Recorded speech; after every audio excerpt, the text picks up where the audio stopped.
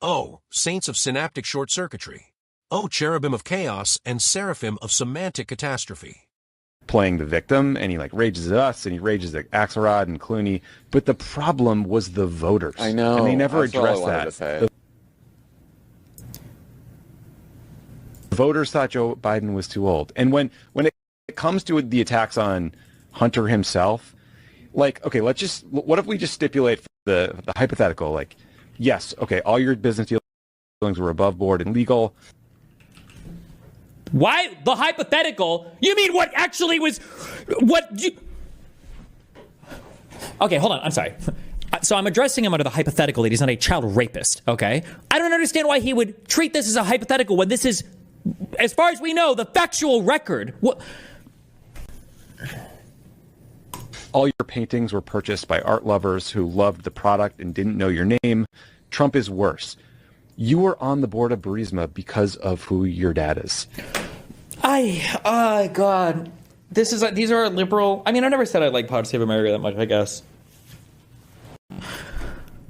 And like, he had a background. I guess maybe they didn't listen to the interview or read the Wikipedia or do any research whatsoever. People just can't read anymore. Maybe that's actually the problem. Is everybody's just illiterate.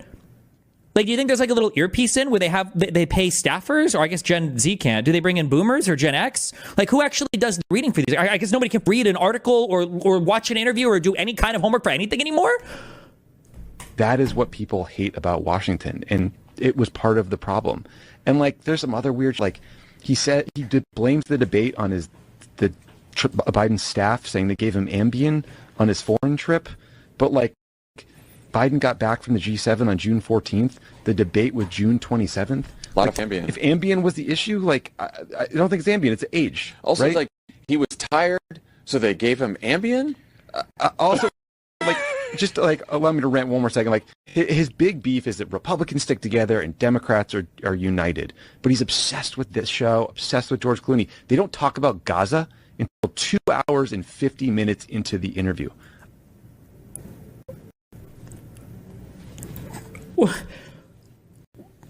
Why would they at all? Like, it's Hunter Biden. He's not Palestinian. What? I'm guessing that was the bigger threat to party unity than a George Clooney op-ed.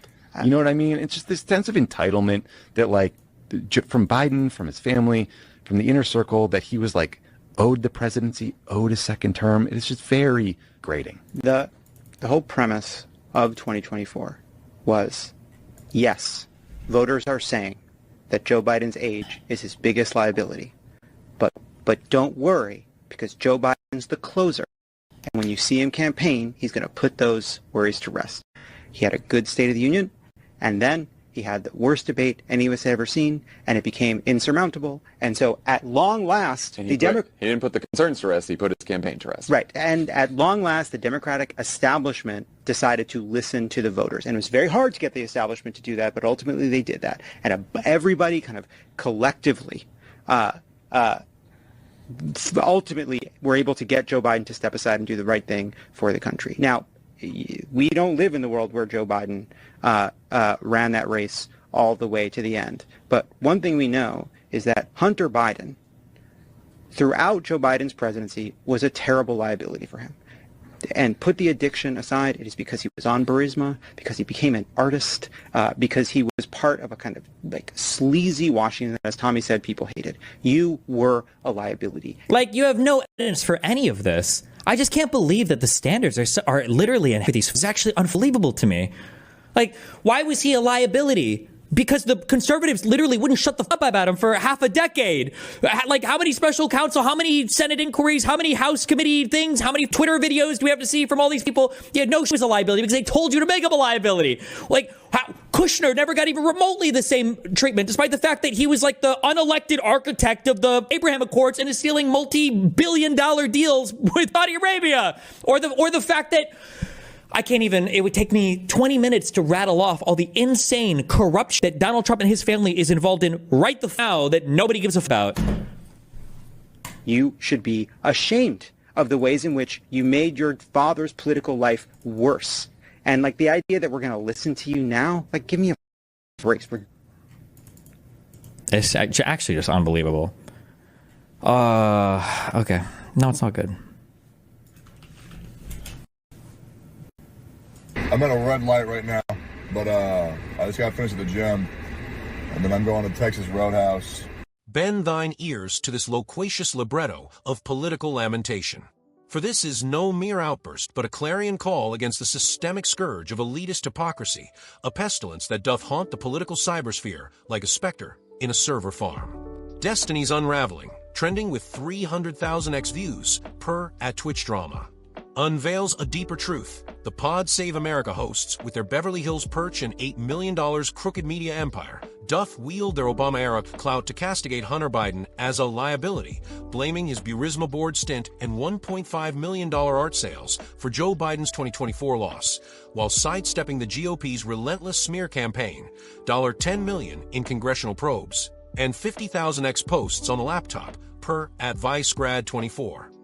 Destiny's fury, as reported by Dexerto, is a progressive CRI to Kerr.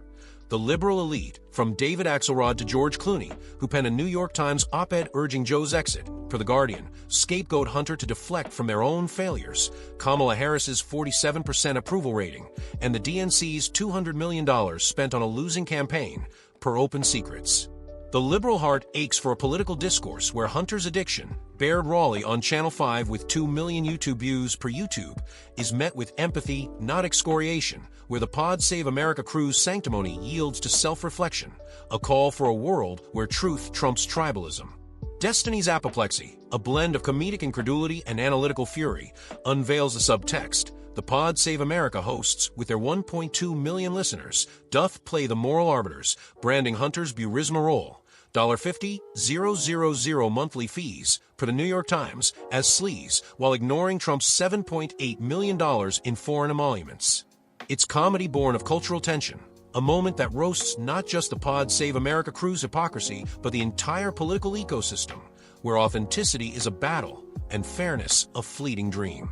For years, nay eons, these podcasting Pontiuses had offered the people a liturgy of excuses, a gospel of equivocations, a homily of deflections. Every GOP scandal was a biblical plague, every Trumpian transaction an Old Testament abomination. But Hunter's laptop?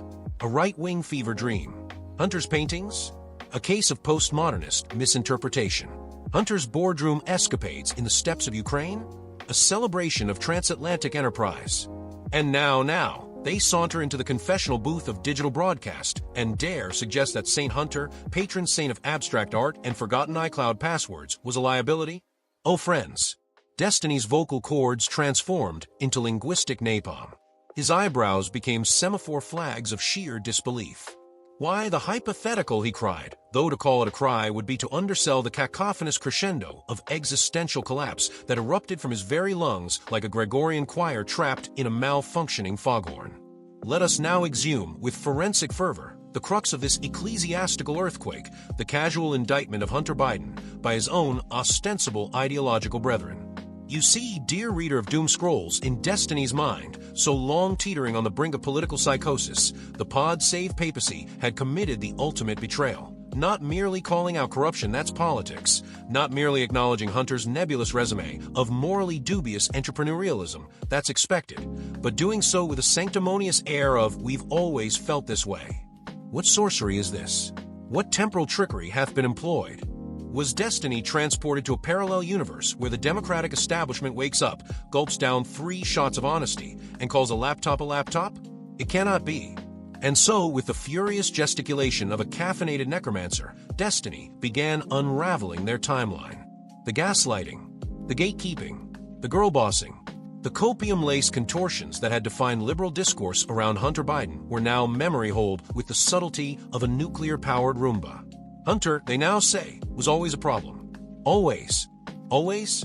He was a liability, the voices intoned.